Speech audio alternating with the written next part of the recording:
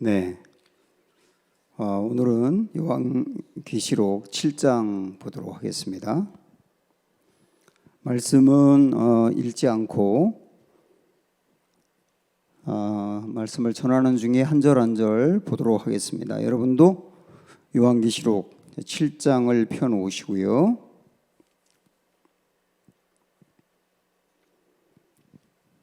네, 405쪽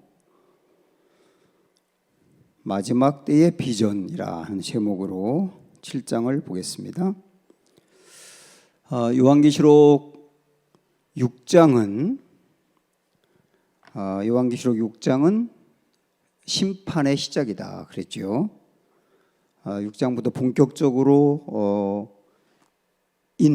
도장 하나하나가 떼어질 때마다 거기에 엄청난 심판과 재앙이 임하기 시작하는 것을 우리가 지난주부터 보았습니다. 한번 복습하는 마음으로 여러분 생각을 해보시면, 지난주 우리가 6장에서 보았던 말씀은 첫 번째부터 여섯 번째까지의 인이 떼어질 때마다 하나하나 재앙이 나타났다고 했습니다. 첫 번째는 적그리스도가 출현했죠.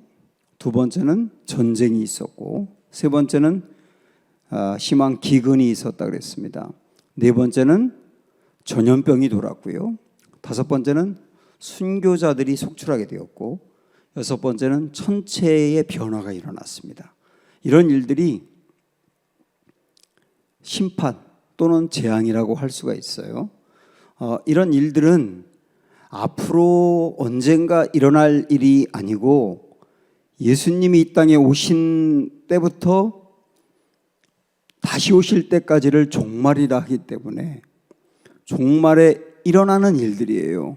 그래서 이런 일들은 이미 일어나기도 했고 지금 일어나기도 하고 앞으로도 일어나게 될 겁니다. 여러분, 그거를 이제 생각하면서 지금 일어나고 있는 일들이다라고 이제 이해를 하고 보셔야 됩니다. 그러면서 6장부터 나오는 심판의 이야기는 갈수록 심판의 강도가 세져요. 그래서 매우 어려워지는 겁니다. 또 하나 여러분 아셔야 될 것은, 여기 심판이 나타날 때마다 굉장히 재앙이 함께 나타나는데, 이런 것들은 하나님을 믿지 않는 사람에게만 나타나는 것이 아니고 성도들에게도 함께 임하는 재앙이에요. 예수 그리스도를 믿는 성도라고 해서 그런 재앙이 비껴가고 믿지 않는 사람에게만 내려오는 재앙이냐? 그게 아니란 말입니다. 지금 당장 코로나 바이러스만 놓고 보더라도 코로나 바이러스가 기독교인들은 비껴갑니까? 아니지 않습니까? 다 임하는, 누구에게나 임하는 고통입니다. 근데 이 갈수록 이 환난과 재앙이 심해지기 때문에 성도들도 이런 재앙으로부터 신앙을 지키기가 굉장히 어려워지는 겁니다. 그런데 중요한 것은 뭐냐면, 그런 재앙이 엄청나게 있지만 하나님은 구원받은 주님의 백성들을 절대로 잃어버리지 않고 보호하신다는 것, 그것을 보여주는 게 오늘 말씀입니다. 7장의 말씀, 그걸 딱 붙잡고 우리 한번 1절부터 보도록 할까요? 자, 1절 우리가 함께 읽어봅니다. 이 일 후에 내가 네 천사가 땅 네 모퉁이에 선 것을 보니, 땅의 사방에 바람을 붙잡아 바람으로 하여금 땅에나 바다에나 각종 나무에 불지 못하게 하더라. 여기 네 천사가 있었다 이렇게 나오잖아요. 근데 네 천사가 땅의 네 모퉁이에 섰다. 각각 네 모퉁이에 서서 뭔가 땅을 붙잡고 있어요. 근데 뭘 붙잡고 있느냐면, 사방에서 바람이 불어와서 땅에나 바다에나 각종 나무에 불지 못하게 하더라 이랬거든요. 이 네 천사가 이 땅에 임할 엄청난 재앙이 오지 못하도록 뭔가 이렇게 붙잡고 있다. 이 말은 뭐냐면, 심판이 지연되고 있다고 하는 것을 보여주고 있는 겁니다. 심판이 지연되고 있다. 당장이라도 심판이 어마어마하게 임해야 될 상황이지만 뭔가 심판이 지연되고 있다라고 하는 걸 보여주죠. 자, 2절 보시면 이렇게 나옵니다. 또 봄에 아까 그 네 천사와 다른 천사가 살아계신 하나님의 인을 가지고 해 돋는 데로부터 올라와서 땅과 바다를 해롭게 할 권세를 받은 네 천사를 향하여 큰 소리로 외쳐 이랬는데, 아까 우리가 앞에서 봤던 네 천사가 있잖아요. 그 네 천사가 땅을 뭔가 붙잡고 있는데 그 붙잡았던 것을 놓으면 엄청난 재앙이, 심판이 임하는 겁니다. 근데 그렇게 권한을 갖고 있고 힘을 갖고 있는 천사에게 다른 천사가 와가지고 큰 소리로 뭐라고 외치느냐면 이르되 우리가 우리 하나님의 종들의 이마에 인치기까지는 땅이나 바다나 나무들을 해하지 말라. 이 말은 뭡니까? 당신들 지금 심판이 지연되도록 뭔가 붙잡고 있는데 그거 놓지 말아라. 응? 놓지 말아라. 그거 당신들이 놓으면 안 된다. 이 말은 뭡니까? 심판이 더 지연되어야 한다. 언제까지 지연되어야 되느냐? 여기 뭐라고 말했습니까? 하나님의 종들의 이마에 인치기까지 라고 표현했습니다. 하나님의 종들의 이마에 인치기까지 그렇게 해라 하는 말씀이 1절부터 3절까지 쭉 나와 있는데요. 다시 말씀드리지만 이것은 심판이 지연되고 있다. 하나님이 그렇게 시켜서 심판을 지연시킨다 그 말입니다. 여기에서 하나님의 종들의 이마에 인을 친다라고 하는 말이 나왔는데요. 이 인친다는 것이 무엇을 의미하는지 한번 여러분 보십시오. 인이라고 되어 있는데 이것은 도장을 찍는다는 건데, 성경에서 인을 친다고 나오는 것은 일단 소유의 개념이 있는 겁니다.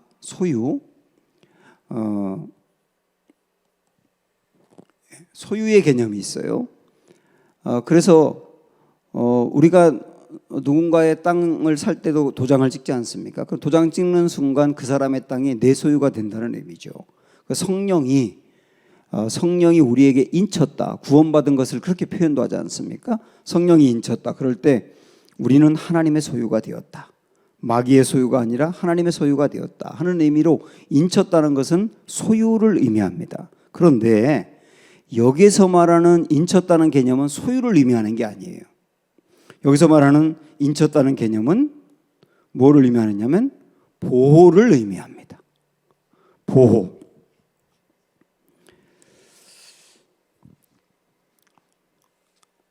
하나님의 백성들이 인치기까지 하나님이 심판을 미루고 있다 그랬잖아요. 근데 여기서 아까 앞에서 우리가 나왔던 말씀 보더라도 3절에 보면 인치는 사람이 누구라고 표현하고 있냐면 하나님의 종들이라 그랬어요. 그러니까 여기서 말하는 인친다는 것은 믿지 않는 사람들에게 인을 쳐서 하나님의 소유로 만든다는 개념이 아니에요. 이미 하나님의 종이 된 사람이에요. 그렇죠? 이미 구원받아 하나님의 종이 된 사람의 이마에 인친다고 했으니까 여기서 말하는 인친다는 개념은 소유의 개념이 아니고 하나님의 자녀가 되고 하나님의 종이 된 구원받은 백성들을 보호한다는 의미라고요. 여기서 보호한다. 그렇게 여러분들이 이해를 하시면 됩니다. 자, 에스겔서에 있는 말씀을 한번 제가 9장 4절부터 6절까지를 읽어드리겠습니다. 한번 들어보세요. 좀 긴 말씀이지만 여호와께서 이르시되 너는 예루살렘 성읍 중에 순행하여 그 가운데에서 행하는 모든 가증한 일로 말미암아 탄식하며 우는 자의 이마에 표를 그리라 하시고 그들에 대하여 내 귀에 이르시되 너희는 그를 따라 성읍 중에 다니며 불쌍히 여기지 말며 긍휼히 여기지 말고 쳐서 늙은 자와 젊은 자와 처녀와 어린아이와 여자를 다 죽이되, 그 다음 뭐라고 말했냐면 이마에 표 있는 자에게는 가까이 하지 말라. 이마에 표 있는 자에게는 가까이 하지 말라. 너희들 긍휼히 여기지도 말고 보호하지도 말고 마구마구 심판해라. 그러면서 이마에 표 있는 자는 건드리지 말아라. 이렇게 표현하고 있는 말씀이 있어요. 여기서도 이마에 표 있다는 말이 이 표로 인을 찍었다는 말이 무슨 말이냐면 하나님의 백성들은 보호한다. 보호한다. 이런 의미가 있단 말이에요. 그래서 강력한 심판이 있겠으나 그 심판 중에도 하나님의 백성들은 주님이 보호한다. 그래서 어떻게 하겠다는 겁니까? 믿음을 잃지 않도록 지킨다. 이런 의미가 있겠죠. 그래서 우리 성도들은 이 마지막 때 우리의 믿음을 흔드는 일들이 무수히 많고 공격이 많은 이때에 어떤 확실한 비전을 가져야 되느냐면 하나님의 종이 된 우리들은 주님이 인을 쳐서 붙잡고 보호한다 라고 하는 비전과 확신을 가지셔야 된다 라고 하는 것을 먼저 오늘 이야기하는 겁니다. 그렇다고 해서 주님이 우리를 보호한다고 해서 환난이 없다는 말은 절대 아닙니다. 그러니까 심판이 임하는 그 환난이 있을 때 성도들은 환난을 당하지 않도록 보호한다는 의미가 아니라고요. 굉장히 큰 환난은 성도도 다 당하는 거예요. 어려움을 다 당하게 되는데 오히려 더 어려움을 당할 수도 있습니다. 여기서 말하는 환난이라고 하는 것은 육체의 고통을 이야기할 수도 있습니다. 지난주에 본 것처럼 전쟁이 있다든지 전염병이 있다든지 기근이 있다든지 뭐 그런 것들로 인해서 당하는 어려움들, 이상기후로 인해서 생기는 어려움들은 성도도 다 당하지 않습니까? 근데 이것만이 아니고 거기에다가 믿음 때문에 성도가 당하는 순교 같은 게 있어요. 고통, 많은 고통을 성도가 어려움을 당하면서 겪게 된다 그 말입니다.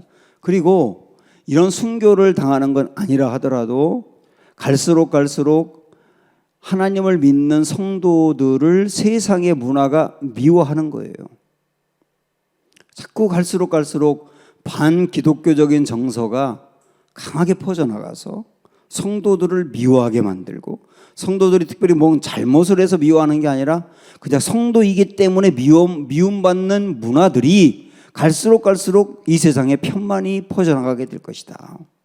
그래서 여러분 보세요. 우리나라만 해도 지금 물론 기독교인들이 잘못하는 부분도 있습니다만은 이 세상의 정서와 문화 자체가 아예 반기독교적인 정서가 너무 강해서 아이들이 어릴 적부터 성도라 그러면 멸시를 당하고 미움받고 무시를 당하는 이런 일들이 형성돼 가고 있잖아요.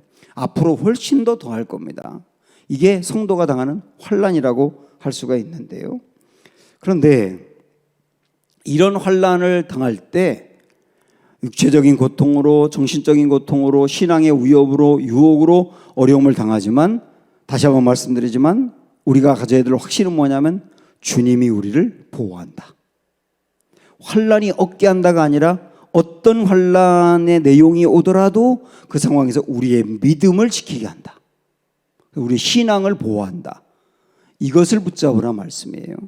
그래서 좀 구체적으로 말씀을 드리면 어떤 때는요 도저히 우리가 육체적인 고통이나 이런 일들로 그리고 유혹이 너무나 강해서 감당하기 어려울 때가 있겠지만 그럴 때 주님은 피할 길을 주시는 거예요. 그래서 우리를 보호합니다. 어떤 때는 말씀을 주어서 보호합니다.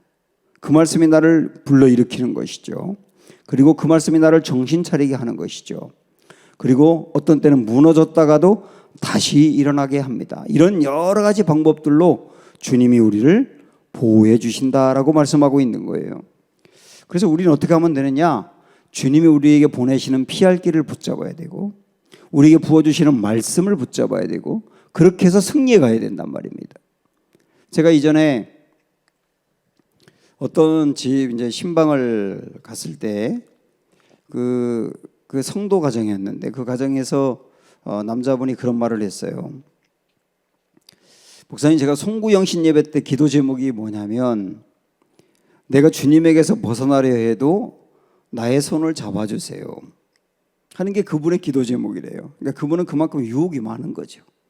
유혹이 많고 교회에서 자꾸 떠나가려고 하는 마음들이 막 생겨가는 것이죠. 주변 여건도 그렇고. 그러니까 기도 제목으로 아예 잡은 게 내가 주님 떠나가지 않도록 붙잡아 달라고 이렇게 기도를 한 겁니다. 근데 나중에 그 기도 제목이 좀 특이해서 제가 다시 한참 시간이 지난 다음에 물어봤을 때 이분이 뭐라고 이야기를 하느냐면 이제는 그렇게 기도를 안 한다는 거예요. 자기가 깨달은 게 있다는 거예요. 하나님은 나를 떠나가지 않도록 보호하기 위해서 나를 늘 지키신다는 걸 알았다. 그래서 자기의 기도 제목이 뭐냐면 하나님이 나를 보호하기 위해서 내미는 손을 분별하고 잡을 수 있게 해달라고 기도한다는 거예요. 이게 참 귀한 기도 제목 아닙니까? 이분은 아는 거예요. 하나님 나를 버리지 않고 넘어지려 할 때마다 손을 내미신다는 거. 그게 말씀일 수도 있고 사람일 수도 있고 그렇지 않습니까? 제가 이제 이 말씀을 준비하면서 저도 생각을 해봤습니다. 제가 뭐 하나님에게서 떠날 일은 없겠습니다만은 그런 목회하면서는 굉장히 위기가 여러 번 있었어요. 저는 변함없이 안정되게 뜨겁게 목회를 지금까지 늘 그렇게 한 게 아닙니다. 저도 굉장히 위기가 몇 번 있었는데 군대에서 군목할 때 목회고 뭐고 정말 다 그만두고 싶다는 생각으로 완전히 제가 낭망에 빠졌을 때가 있었는데 그때는 제 친구가 저를 데리고 오살리 기도원으로 그냥 월요일마다 자꾸 들어가가지고 거기서 주님 만나도록 기도굴 속에 집어넣고 해서 결국 거기서 제가 주님을 만나고 다시 일어났거든요. 그 일이 생각이 나는 거예요. 제가 부목사를 할 때는 저도 역시 너무 지치고 거기서 힘들어서 제가 목회 힘드니까 그냥 러시아로 도망을 가야 되겠다. 물론 거기서도 선교사님하고 뭔가 해야 되겠다는 생각은 했지만 제가 하나님 지금 맡겨진 사역지를 버리고 도망가려고 하는 그런 위기가 있었을 때는 또 제 아내가 저를 잡아주기도 하고 그래서 여러 번의 위기들이 저에게 있었더라고요. 그게 그때는 몰랐는데 지나고 나니까 하나님이 나를 보호해 주는 거예요. 보호해 주. 여러분 그렇지 않으세요? 사역자도 그렇고 성도들도 그렇고 숱하게 많은 이런 일들이 있고 그런데 매 순간마다 주님이 우리를 보호하신다. 베드로가 예수님을 모른다고 부인하고 나 같은 사람은 자격이 없어라고 갈릴리 호숫가에 가서 물고기를 잡을 때 그때 찾아갔던 주님은 지금도 계속 우리에게 그러시는 거예요. 그 갈릴리 호숫가에서 만나자 그러시는 거 아닙니까? 이 주님이 우리와 함께하고 우리를 지키고 있다. 이 소망과 확신을 가져라 라고 우리에게 먼저 권면해 주는 게 오늘의 말씀입니다. 자, 그 다음에는 환난 중에 우리를 보호하셔서 믿음을 지켜주신다 그랬는데 그렇게 하나님이 보호해 주는 사람들이 누구라 그랬습니까? 인침을 받은 자라 그랬어요. 도장 머리에 인을 찍어준 사람. 그런데 이 사람들이 구체적으로 이렇게 4절에 나오는데 이 유명한 구절이 여기 나옵니다. 4절 보시면 내가 인침을 받은 자의 수를 들으니 이스라엘 자손의 각 지파 중에서 인침을 받은 자가 14만 4천이다. 이렇게 나오죠. 여기 14만 4천이라고 하는 숫자가 나옵니다. 계시록에서 가장 오해가 많이 된 그리고 가장 이단들이 이 본문을 가지고 악용하는 그런 대표적인 말씀이거든요. 14만 4천이라고 하는 숫자. 그래서 당장 신천지만 하더라도 처음에 그들이 막 포교를 하면서 계속 강조했던 게 뭡니까? 14만 4천 명만이 천국에 간다. 그 사람들만이 도장을 받은 사람이다. 그 14만 4천의 숫자에 들어가기 위해서 신천지로 나와라.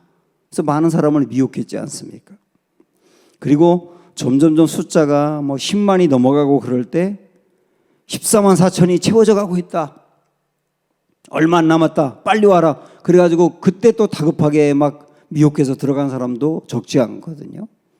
그러다가 14만 4천의 숫자가 넘어가니까 그 다음부터 뭐라고 말했냐면 신천지를 믿는다고 해서 다 14만 4천에 들어가는 게 아니고 꼭 전도를 몇 명 이상 해야 하고 그 다음에 헌신해야 하고 그렇게 온전히 순종해야 되고 그런 사람만 14만 4천에 들어간다. 그래서 강력한 또 헌신을 요구하는.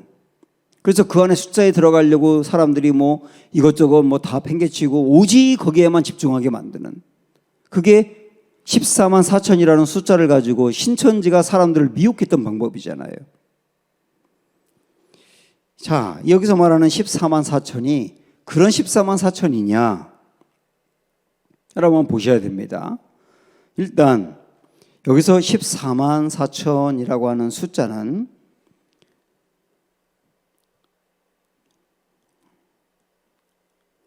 (14만 4천) 보세요. 이 14만 4천이 어떻게 되느냐면, 여기도 이제 말씀에도 이스라엘 지파라고 나와 있지요. 이스라엘 지파 12지파 12지파가 있어요. 이 구약의 이스라엘 백성들을 지칭하는 12지파. 어떤 사람들은 12지파는 이스라엘을 지칭하니까 이스라엘 사람들만이 14만 4천에 들어간다, 이렇게 주장하는 사람도 있습니다. 절대 그렇지 않죠. 왜냐하면 여기 이제 14만 4천에 들어가는 사람들이 누군지 여러분 성경에 5절부터 보시면 8절까지 거기에 이제 유다 지파부터 쭉 지파 이름이 나왔습니다. 자, 한번 우리 빨리빨리 읽겠는데 지파에다가 체크하면서 몇 개 지파가 있는지 한번 보세요. 유다 지파 중에 인침을 받은 자가 1만 2천 명이요. 그러니까 한 지파당 1만 2천 명씩 있답니다. 1만 2천 명. 그 다음에 루벤 지파 중에 1만 2천, 갓 지파 중에 1만 2천, 1만 2천은 똑같거든요. 자, 그 다음에 6절에 보면 아셀 지파, 납달리, 므낫세, 7절 시므온, 레위. 일단 레위 지파가 들어가 있어요. 이스라엘의 12지파에서는 레위가 빠졌었잖아요. 원래 처음에 있다가 나중에 빠졌지요. 그리고 요셉의 두 아들이 한 지파씩 형성해서 므낫세 지파, 에브라임 지파 이렇게 돼 있었는데, 여기는 요셉, 여기 레위 지파가 들어가 있어요. 그리고 이어서 보시면 익사갈 지파, 8절 스불론 지파, 그리고 요셉 지파 이렇게 나와 있는데, 여기서 말하는 요셉 지파는 에브라임 지파를 말할 거예요. 그 다음에 베냐민 지파, 이렇게 해서 12개 지파인데, 여러분 여기서 12지파인데 어느 지파 하나가 빠진 거 파악이 되세요? 어느 지파? 단 지파가 빠졌죠. 그렇죠? 단 지파가 없고 레위 지파가 들어갔죠. 단 지파가 여기 없는 것 때문에 이 일부러 오타가 난 게 절대 아닙니다. 단 지파 같은 경우는 사사기에서도 우리가 보았습니다만은 하나님이 원래 분배했던 그 땅을 차지하지 않고 거기를 피해서 아주 쉬운 땅을 차지했다가 나중에 진짜 이스라엘 역사에서 단 지파가 없어졌거든요. 단 지파가 실제 없어졌습니다. 그래서 어딘가 뿔뿔이 흩어졌는데, 뭐 어떤 사람은 뭐 그 단지파가 한국으로 와서 뭐 단군이 됐다, 말도 안 되는 이런 얘기도 하고 있는데, 어쨌든 단지파가 사라졌는데 그들이 이스라엘 역사에서 완전 이탈한 것으로 보여요. 이스라엘 민족 안에서. 그래서 그랬는지 여기서도 단지파가 빠졌습니다. 그리고 레위 지파가 들어갔어요. 일단 그런 차이도 있고, 또 하나는 여러분 뭘 생각을 하셔야 되느냐면, 여기서 말하는 12지파가 이스라엘만 지칭하는, 유대인만 지칭하는 게 아닌 게 뭐냐면, 요한계시록은 우리가 지금까지 보았습니다마는 1차적으로 누구에게 보낸 편지냐면 초대 7교회에 보낸 거라고요. 그 7교회가 어떤 교회였죠? 에베소, 서모나, 두아디라, 뭐 라오디게아, 빌라델비아, 사대, 이런 교회들이잖아요. 이런 교회들은 다 유대인이 아니에요.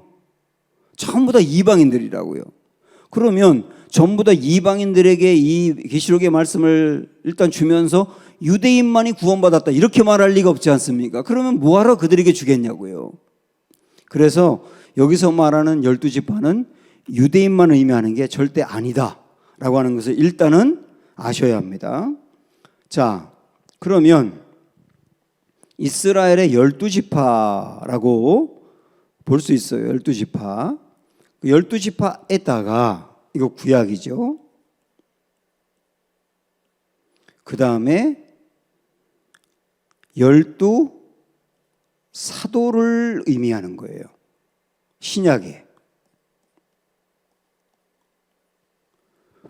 구약의 12지파, 신약의 12사도. 그래서 구약의 12지파는 구원받은 이스라엘 민족을 상징하는 것이고, 그 다음에 신약의 12사도는 신약시대 이후 구원받은 백성들을 상징하는 거예요. 그리고 거기에 1000이라고 하는 숫자가 뭐냐면, 1000이라고 하는 숫자는 셀 수 없이 많은 물이라고 하는 뜻입니다. 셀 수 없는 물이, 굉장히 많은 물이, 이게 1000이라고 하는 숫자를 상징하는 거거든요. 만만 천군의 천사 뭐 이런 말도 있는데 셀 수 없다는 뜻이에요. 그래서 여기서 말하는 14만 4천은 정확히 뭐를 얘기하느냐면 구약과 신약 다 포함해서 지금까지 구원받은 셀 수 없이 많은 무리들, 이들이 14만 4천이다. 정확하죠? 그래서 구절을 한번 여러분 보시겠어요? 구절 보면 8절까지 12지파의 이름을 얘기한 다음에 9절에서는 이 일 후에 내가 보니 각 나라와 족속과 방언, 백성과 방언에서 아무도 능히 셀 수 없는 큰 물이, 이렇게 나왔죠. 아무도 능히 셀 수 없는 큰 물이, 이 사람들이 14만 4천인 거예요. 똑같은 말이에요. 14만 4천이라고 하는 말하고 능히 셀 수 없는 큰 물이라고 하는 말이 똑같다고요. 그러니까 절대로 이걸 문자적으로 해석해서 딱 숫자 14만 4천이 아니라는 게 분명하단 말이에요. 셀 수 없이 구원받은 수많은 무리들, 그들을 다 이야기하고 있다. 그렇게 이해하시면 정확합니다. 이것은 신천지에서 이 본문을 가지고 14만 4천을 강조하기도 하고, 그 다음에 여러분 이번에 이제 코로나 때문에 1차 대구의 신천지에서 막 퍼져나가면서 그때 우리가 알게 된 게 뭐냐면, 신천지가 지역마다 지파라고 하는구나 하는 걸 알았죠.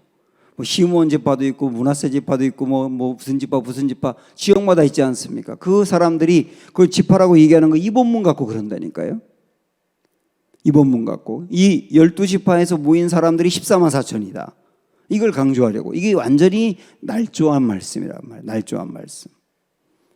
그래서 셀 수 없이 큰 무리들이다 라고 하는 것으로 여러분이 이해하시면 되겠습니다. 그래서 하나님께서 아브라함에게도 언약을 맺으면서 너의 후손이 얼마나 많을지 들어봐라 하면서 하셨던 말씀이 창세기 15장 5절에 보면 그를 이끌고 밖으로 나가 이르시되 하늘을 우러러 무뼈를 셀 수 있나 보라. 또 그에게 이르시되 네 자손이 이와 같으리라. 하늘의 별들을 셀 수 있나 보라. 그 많은 별들을 셀 수 없다. 네 자손이 이와 같으리라. 여기서 말하는 자손이라고 하는 것은 단지 유대인만 말하는 것이 아니라 구원받아 예수 그리스도를 구주로 영접할 하나님의 백성들을 포함하는 거죠. 그들이 셀 수 없으리라. 그 말씀하고 이 말씀하고 똑같단 말이에요. 그러니까 이제 14만 4천이 무슨 의미인지 정확히 아시겠죠? 그러면 우리는 14만 4천에 들어간 사람인가? 라고 하는 질문을 해봐야 되지 않습니까? 우리는 14만 4천에 들어간 사람인가? 당연히 들어간 사람이죠. 어떻게 알 수 있느냐? 성경에서 이렇게 말했어요. 누가 14만 4천에 들어가느냐라고 할 때 누가 구원받고 하나님으로부터 인치심을 받은 사람이냐? 성령이 그 안에 있는 사람이다. 성령이 그 안에 있는 사람은 전부 다 14만 4천이다. 그 얘기예요. 성령이 그 안에 있는 사람. 그러면 성령이 있음을 어떻게 아느냐? 우리가 예수를 구주로 영접하고 그리스도라고 고백한다면 성령이 내 안에 계신 확실한 증거다. 우리가 하나님을 아버지로 고백하느냐? 그게 어떻게 고백이 가능하냐? 성령이 내 안에 있어서 그걸 깨닫게 했기 때문이다. 하나님이 우리에게 은혜로 주시는 것을 아느냐? 내가 하나님이 내게 은혜로 주신 것을 내가 안다. 그게 왜 그러냐? 성령이 내 안에 계시기 때문이다. 때로는 내가 죄를 짓고 나면 성령이 내 안에서 근심하기 때문에 고통이 내 안에 있다. 죄를 짓고 나면 가만히 있을 수 없는 고통이 있느냐? 그 성령 때문이다. 이 모든 걸 다 포함해서 우리는 알 수 있어요. 성령이 내 안에 계신 게 맞다. 그러면 인치심 받은 게 맞단 말이에요. 흔들리지 않도록 해라 하는 말씀이죠. 뭐 이 말씀 하나 읽어드려도 될 것 같아요. 요한복음 17장 3절에 보면 영생은 곧 유일하신 참 하나님과 그의 보내신 자 예수 그리스도를 아는 것이니이다. 하나님과 예수님을 관계를 통하여 안다면 이 사람은 영생 얻은 게 확실하다. 이 사람은 인치심을 받은 사람이다. 14만 4천 안에 들어간 사람이다 하는 것을 알 수 있겠죠.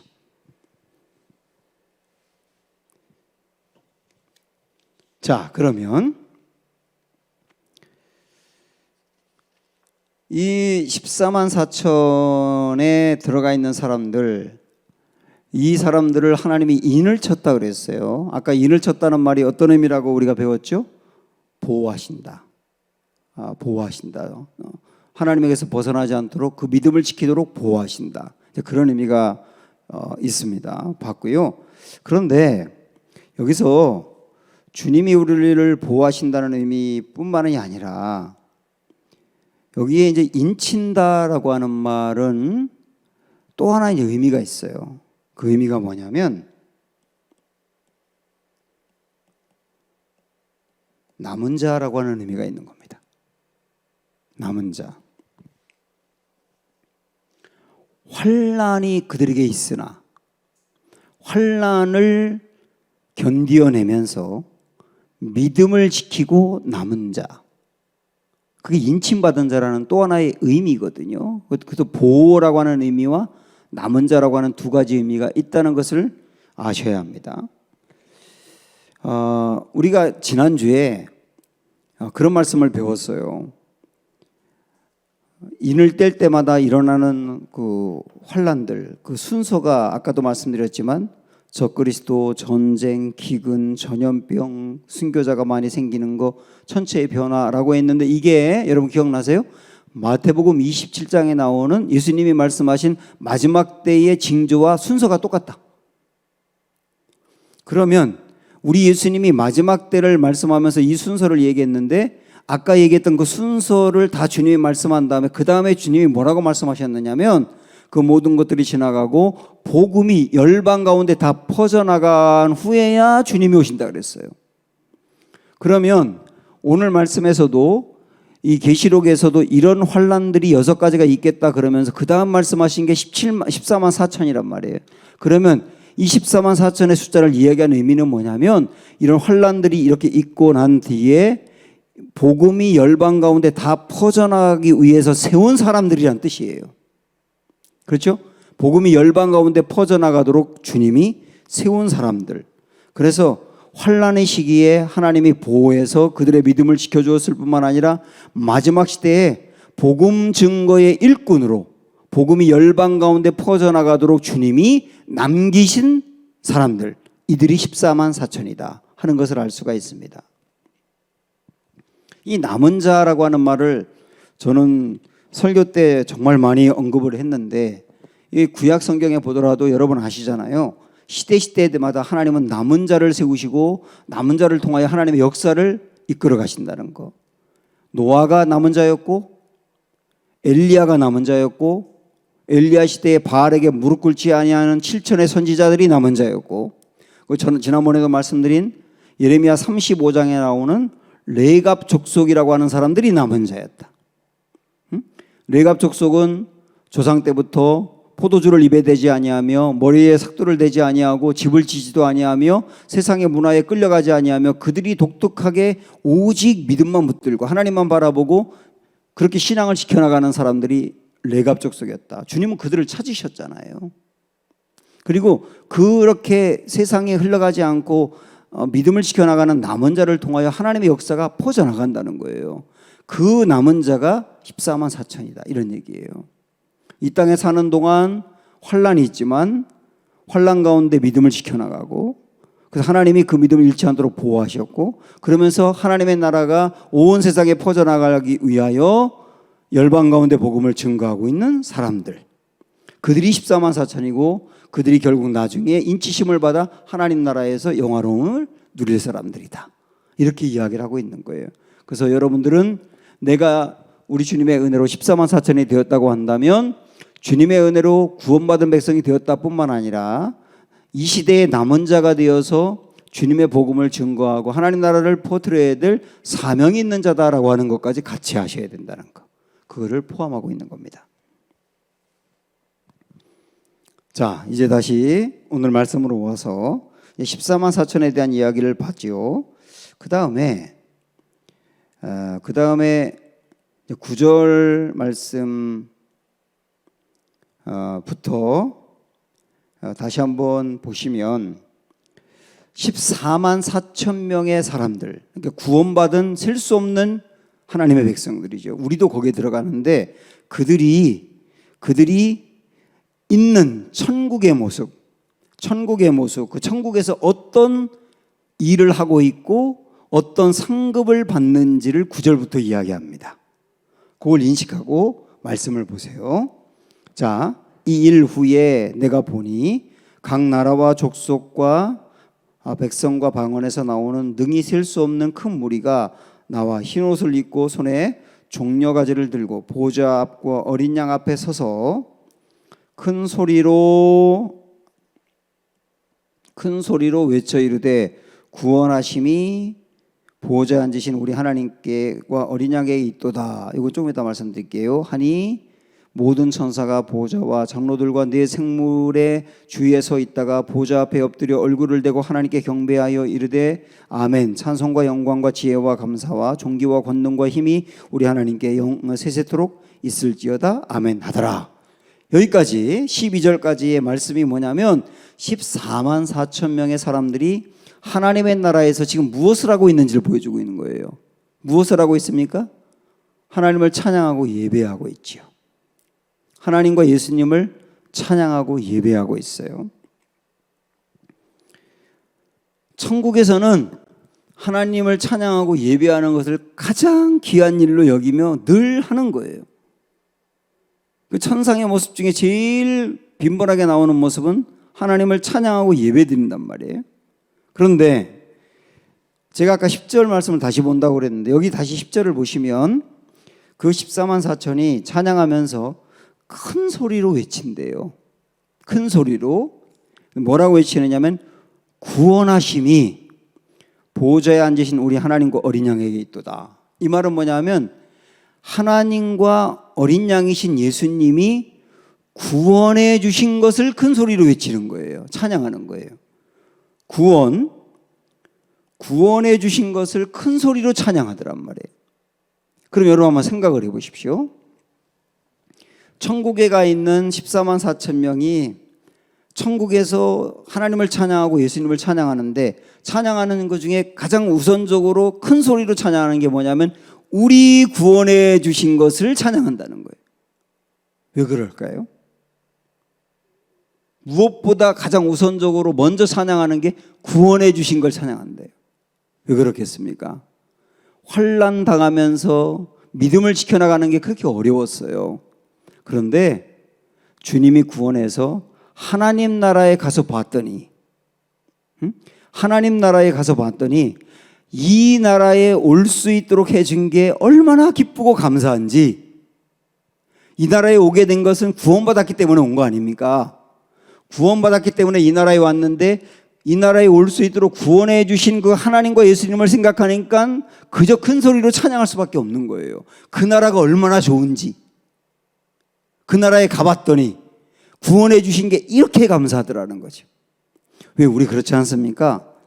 우리가 다른 정말 좋은 관광지 같은 데 가면 세상에 여기 못 왔으면 어떡할 뻔했어 그러면서 감탄하기도 하고, 그 다음에 같이 못 온 내 가족이라든지 가까운 사람들, 아유 그 사람들도 왔으면 좋을 뻔했는데 아유 아깝다 그러지 않습니까? 좋은 관광지만 가도 그런 생각이 듭니다. 그런데 막상 천국에 가봤더니 이 천국이 정말 얼마나 아름답고 귀한지 이곳에 온 것 자체로 우리를 구원하신 것을 최고로 찬양하더란 말이에요. 그래서 우리는 이걸 통하여 알 수 있는 게 뭐냐면 우리는 천국을 잘 몰라요.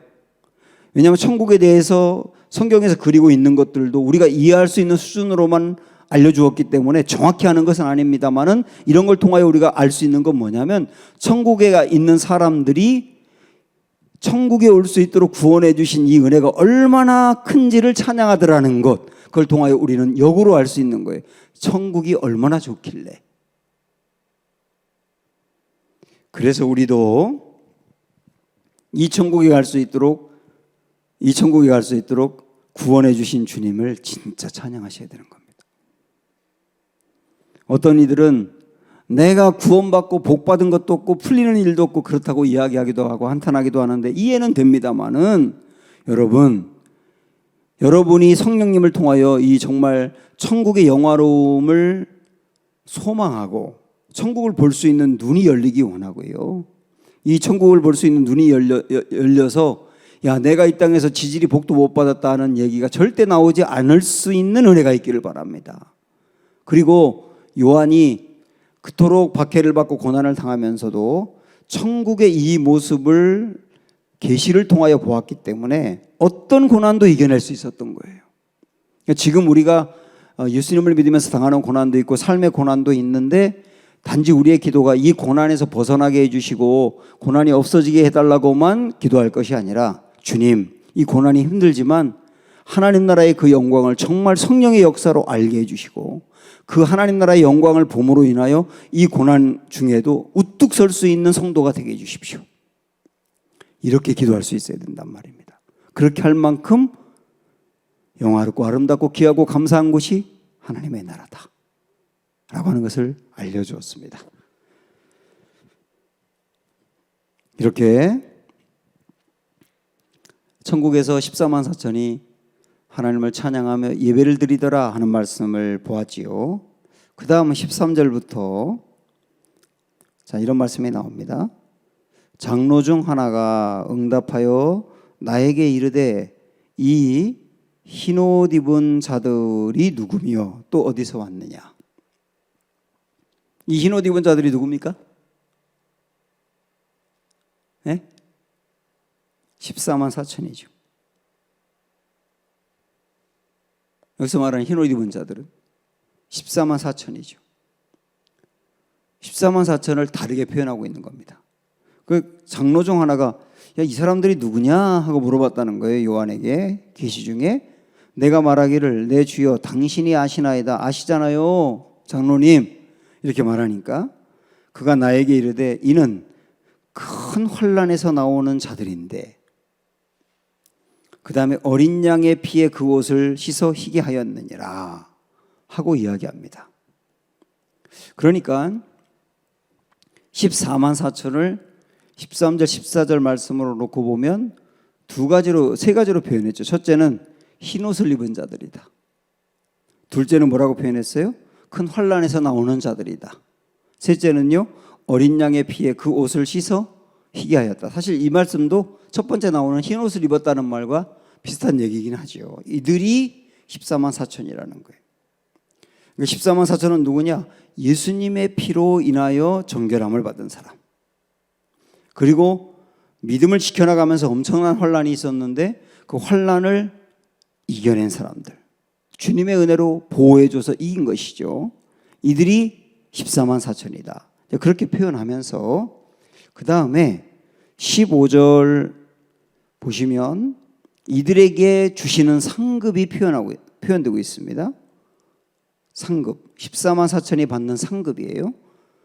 15절, 그러므로 그들이 하나님의 보좌 앞에 있고, 보좌 앞에 있답니다. 하나님의 보좌 앞에. 그토록 보고 싶었던 하나님 그 앞에 이들이 있어요.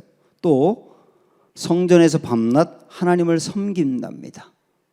그토록 보고 싶었던 하나님을 섬겨요. 그 좋은 하나님을 막노동한다, 그런 얘기 아니지 않습니까? 기쁜 마음으로 섬기고, 보좌에 앉으시니 하나님이죠. 보좌에 앉으시니까 그들 위에 장막을 치시니 그들을 이렇게 지키고 있다, 그런 얘기죠. 그 다음에 16절에 그들이 이렇게 나오는데, 제가 이제 이 부분도 장례식 가서 설교를 많이 하는 내용이긴 합니다만은, 천국에 가 있는 14만 4천의 백성들이 받는 상급 중에 16절은 이런 겁니다. 그들에게 다시 없는 거. 다시 없는 거. 다시 없는 거예요. 이 땅에 있었어요. 그런데 거기서 다시 없는 거죠. 그게 뭔지가 16절에 나와 있어요. 뭘까요? 그들이 다시는 줄이지도 아니하며 목마르지도 아니하고 해나 어떤 뜨거운 기운에 상하지도 아니하리니. 이게 이 땅이 힘든 게 이런 것 때문에 힘들지 않습니까? 환란도 이런 것 때문에 있었잖아요. 그런데 이런 게 다시는 없다. 17절 보면 또 더 이는 보좌 가운데 계신 어린 양이 예수님이 그들의 목자가 되사 생명수샘으로 인도하시고, 생명수샘으로 인도하신다는 말은 영생한다는 얘기예요. 그 표현을 그렇게 말한 겁니다. 생명수를 마셔서 영생하는 것처럼 표현하고 있지만 뭐 그런지 모른지 우리는 모르겠습니다만 이들은 하여튼 확실한 거는 영생한다. 영원히 산다. 그 다음에 하나님께서 그들의 눈에서 모든 눈물을 씻어주실 것이다. 이 땅에서 믿음을 지키면서 흘렸던 눈물, 고난 중에 흘렸던 눈물, 그 눈물을 씻어주신다. 그 말은 뭡니까? 그 땅은 다시는 눈물이 없는 곳이라는 얘기죠. 이게 14만 4천의 성도들이 하나님 나라에서 누리는 상급입니다.